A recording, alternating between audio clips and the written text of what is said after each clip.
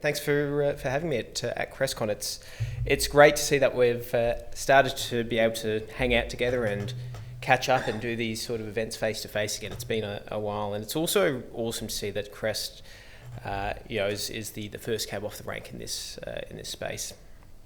And we got into CREST. That is, when I say we, I mean the organisation I work for. Got into CREST in about 2017, 2018, just to ensure that we can really validate that, hey, we're leveling up, we're doing the right thing by industry, and we're adhering to standards that actually give value to what it is we're doing, give meaning to it. And we've seen that certainly in a lot of the talks we've had over the last few hours. And so this talk has really come off the back of my experience over the last 10 years and my experience in Mercury, in that there's we're starting to see throughout industry a lot of concerns about, hey, is what we're delivering as pen testers, is that getting consistently applied across the industry we work in? And for me, this was a path and an approach that we've started to apply a lot of, that was informed by an interesting experience. So before I start, I've now been pen testing for about 10 years. Prior to that, I was working in a network operations center before SOCs became the cool thing.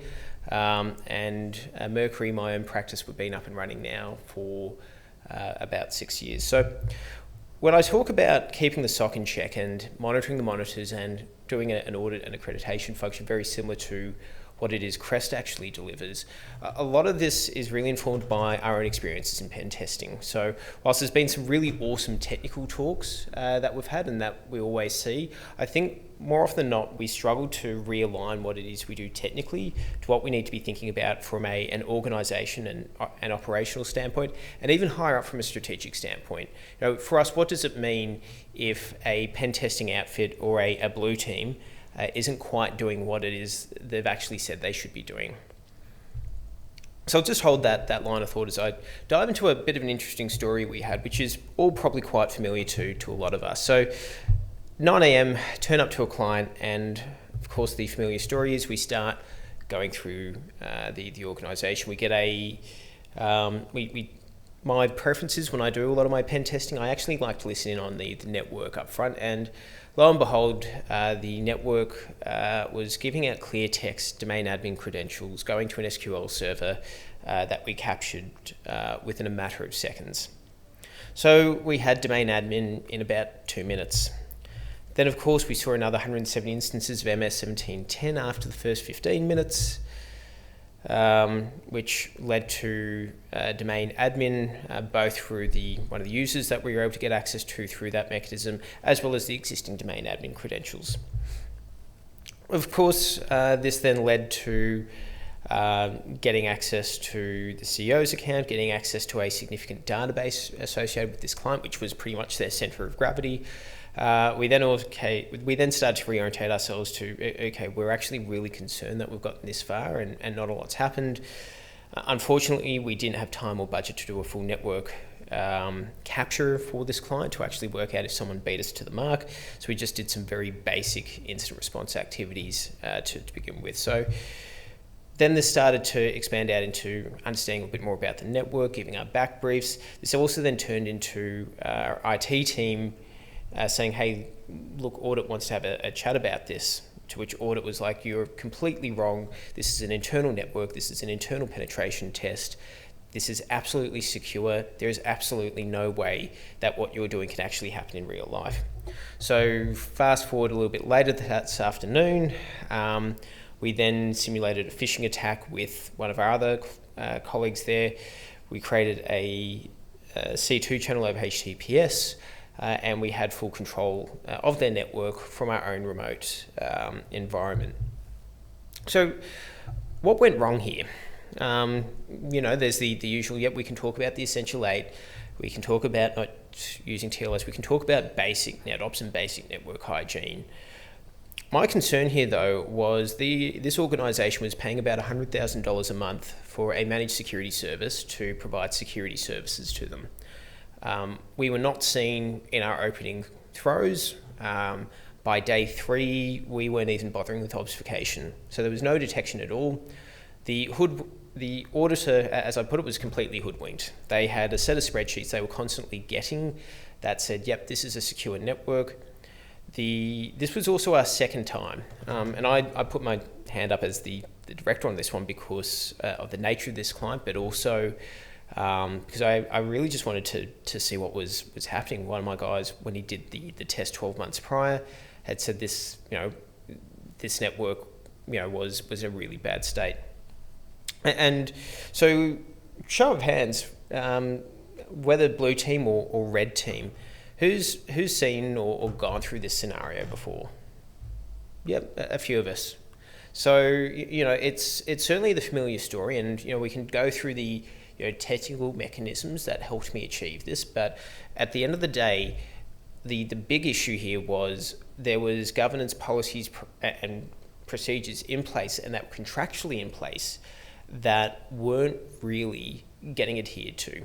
And so this really does start to fly a few concerns out here of, here's an organisation saying that they're providing a security service that really wasn't providing really any service at all, besides a wonderful spreadsheet to an auditor who was absolutely convinced by said spreadsheet. So this then turned into a bit of a reflection for us in terms of pen testers of, okay, we keep doing this, but what's actually taking place here, and is what we're doing technically making sense from an operational and strategic standpoint? How do we start injecting that concern higher up? And so, just a very simple case here. I also just want to illustrate, we've got the overpriced SOC, we've got our cost of testing, both annual, but the reality is the very activities we ended up doing could have been executed for a fraction of the price of what we were delivering. So I come back to where the SOC was going wrong, and what could they have been doing a lot better, and how could they have better prepared themselves? I think first and foremost, we actually need to define this term, because it's quite interchangeable. For a lot of people, a SOC could just be someone patching the antivirus software. Or we just had a discussion today with my team as we've been planning a lot of our own functions, whereby we're looking at how we could actually start introducing some of our own services into providing some sort of managed security element, but it's also how do we manage that around that liability of, do we provide a full end-to-end service, or do we sliver off and say this is what we're doing? And so when it comes to defining what a SOC is, the term itself can really vary, and it can be interchangeably used from someone just simply doing patch management to someone doing end-to-end monitoring. All the way through to something as simple as a VA. So your SOC is just doing a vulnerability scan. They may not actually be listening in on the network. So one of our big concerns, one of the things that we really pulled out here when we started working through what the vendor was not quite doing right, was there was a massive conflation in the language and role and what it is that they were actually doing. Simply put, there was no specificity, there was no detailed process around their contract, and therefore they were able to get away with charging a lot of money for not doing a great deal. But we've got this whole thing around a SOC, we've got this whole piece around, we can provide these activities and we can provide these professional services. But what was the attraction to go down this path of going out to a SOC? So a lot of people do outsourcing, a lot of companies do outsourcing. I like to outsource the cleaning of my shirts, because sending that to a dry cleaner at $2.50, I save myself an hour. What's your time worth it? It actually makes a lot of sense, and so that's a really good sort of starting point there around core cost. Best of breed, and I do highlight that one with an asterisk. If you've got your Mandians coming in, for example, or your CrowdStrikes, you are actually getting a lot of talent and a lot of expertise and a lot of depth that comes with that service. It also tends to be quite scalable, and there's also the opportunity for some really cost-effective solutions. Other good thing about outsourcing is the whole piece around skill shortage. So if you have that concentration of that team of experts that you're not having to pay a lot of money for, that you can share with other folks, you mitigate that concern around skill shortage, and also being able to sustain the knowledge within that group, that core team. You also have the talent that comes from that exposure to multiple environments, but it also, from an IT team standpoint, and I have this with a lot of our customers, they'll just send us something and say, hey, have a look at this, we're too busy to bother with it. So it's also about freeing up internal resources as well. But what are some concerns that get flagged in these spaces? Context is a big one. So do you understand enough about the environment to know what the difference is between something that's malicious and something that's intended? A big failure that we actually pulled out much later with this particular customer was that there was no handover. No one actually back briefed the SOC on what their network actually looked like, how internal systems were operating. There's also a big piece around the actual sustainability and governance piece and supporting processes. So we see this a lot, especially with a lot of the new service providers. Cyber's quite attractive and quite something to drive ahead with, but then there's no consideration for the operational liability to support those activities. And I'll come back to this point a little bit later when we start talking about our own industry analysis. We also need to look at integration. So can everything actually work with the tool sets that are getting rolled out? What's the actual handover between a SOC and a NOC? What's the handover between the internal team and the external team and the governance team? Budget's also another one that I'll come back to as well, which is, does this actually end up being really expensive because of unknown costs, because supporting processes weren't considered? The actual skill of those resources also becomes questionable, which you look at my team and going through our own CREST certification processes, we're able to attest to that level of skill, but is that same level of attestation available for a lot of the managed security providers, or are they actually even aware of that as a process, or is it a case of, well, we'll stick a cyber logo on and we're skilled up? Then there's the security ownership as well. So at what point does ownership of risk get delineated? I would say never, but it's then also a case of, well, I've told someone else to do this, so this is someone else's problem, not mine. Offshoring's also become a big concern as well with a lot of organisations. We've seen this with one client of ours who every 2 to 3 years will choose between offshoring and bring it back on shore, for the simple fact that it oscillates between it's too expensive versus we're not getting value out of the resources we're paying for. Then there's your own visibility. Is that simply limited to a spreadsheet, or do you have other mechanisms with which to see what's happening? And then finally, the information management in terms of how all those flows occur. So I talk about cost and finance here. If we have a look at the actual cost of headcount for managed security services, realistically, to build out an effective SOC, you at least need 3, maybe 4 technical resources in play at a minimum. Then, of course, if we're expanding that out to 24/7, you're almost looking at 20 to 30 personnel to ensure that's sustainable, including your management, your support staff, anyone conducting customer relationship activities as well. And so suddenly those costs start to increase. What impact does that have on margin? But also another curious one I had as well in terms of capability development, especially when we were looking at the skills of the managed security service providers that we were evaluating. The body of project managers that they had were qualified as project managers after a 5-day certification process. However, software developers, more of the technical staff, training, by show of hands, who has been able to train a pen tester in, say, less than 6 months, or get them up to a level where you can independently give them a task and know that it's going to get done? Yeah, no hands have gone up there. Whereas there's a lot of other skills that tend to have a lower barrier to entry that have actually been quite easily turned into courses that can get smashed out over a weekend. And so I think this is another curiosity we have when it comes to outsourcing and cost, trying to evaluate the cost of developing our headcounts, especially when we keep talking about resource weaknesses that we have. How do we actually quantify that cost, especially when we can create a ton of project managers in a matter of days, whereas our technical resources take so much longer? And so this was one thing we were seeing with our managed security provider at the time. And then, of course, there's the actual salaries as well that fall into play, which means that we're also seeing, in the case of this one provider, there was a greater attraction to people becoming a service delivery manager with a 5-day course, maybe no training, versus, say, becoming a software developer, or dare I say, even a project manager. And so, as we started building out our analysis against the managed security providers that we've been constantly engaging with, this is actually pretty much, if you have a look at half a dozen of the providers out there on LinkedIn, their organisation structure does look a lot like this worksite.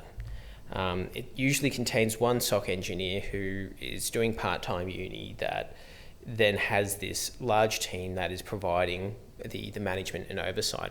And funnily enough, we're also seeing this as well in the last couple of months with some pen testing outfits that we've started to analyse as well, where there is actually a lot more time and effort that's getting applied to the administration and the back-end processes than is to the actual delivery.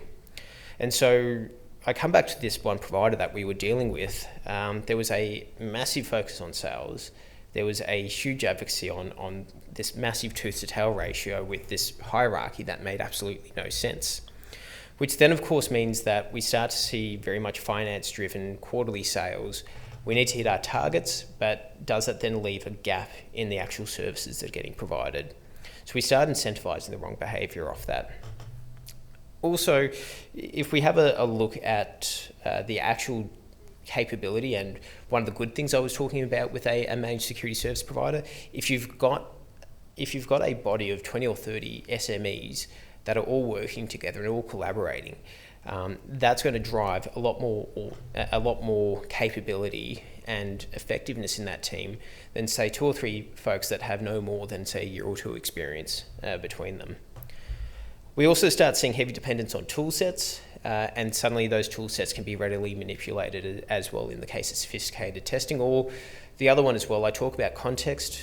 More often than not in tests where we're dealing with SOCs, we'll find some part of the environment that no one's aware of, much less the managed security service provider. And so that kind of factors into that whole piece of these organisations that are providing these security services that aren't contextualising the environments that they're operating in. It's just a simple drop of tools, and let's move to our next sales target. Interestingly enough, the one firm that was running the SOC that we were testing against, this occurred probably about 3 months after we did our test. Suddenly they were offering pen testing as a service, and some of their website branding read a lot like the stuff that we put in our report to them. So it was kind of interesting how that shift started to happen. So I talk about this whole piece of, here are these organisations that aren't really keeping on top of the managed security service providers that they're employing. You know, how do we go through this, keeping these organisations in check? And the reality is, we as members of CREST that are providing things like pen testing already have the technical tool sets in order to achieve that. So how do we operationally achieve that? And this comes back to, how do we more effectively employ the tools that we already have? So we already have our approach of purple teaming, and funnily enough, we've just taken on a client of ours recently where this is kind of going to be our main effort. They've lost a lot of their staff recently, so our job is to sit there, mentor, take them through processes. For them, there's a sound cultural level of maturity in order for us to deliver this activity. The issue is, though, it's iterative, it's time consuming, and it's going to it will in one way be quite cost and resource intensive, not only in terms of consulting activities, but also time taken away from those devs, as well as you suddenly realise, hey, here's this knowledge gap we have, we now need to invest in it. But long term, that does start to pay off.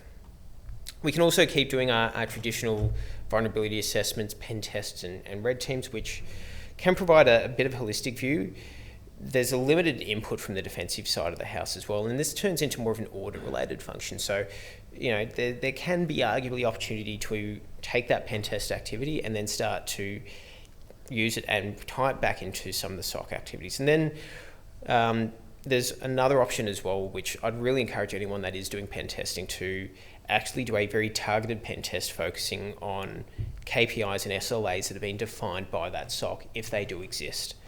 And the intent here, and the way we've actually shaped this ourselves, is 1 or 2 days of pen testing, short, sharp, to the point, identifying what it is the SOC should be doing and making sure that that response effort is taking place. And funnily enough, we've also taken an approach of what we call focusing on the cost recovery aspect of this. So this is where it's a case of we will recover our costs based on a percentage of savings from KPIs and SLAs that target vendor needs to be meeting. And so just that approach of going down a due diligence path is certainly going to wake up organisations that are pretty much neglecting their customers. And I think that's probably something that we as a community need to start pushing more towards. So that's fairly much where we've been going down our path on doing evaluations against major security providers, and certainly some of the concerns that we have seen over the years. If anyone has any questions, feel free to email me. QR code's up the top there. And also, I'm happy to, actually, there's no back button on this. I do have a QR code at the on the front page as well, if we can, there we go. No. It's not the fastest clicker. It is not the fastest clicker. Well, we can be entertained.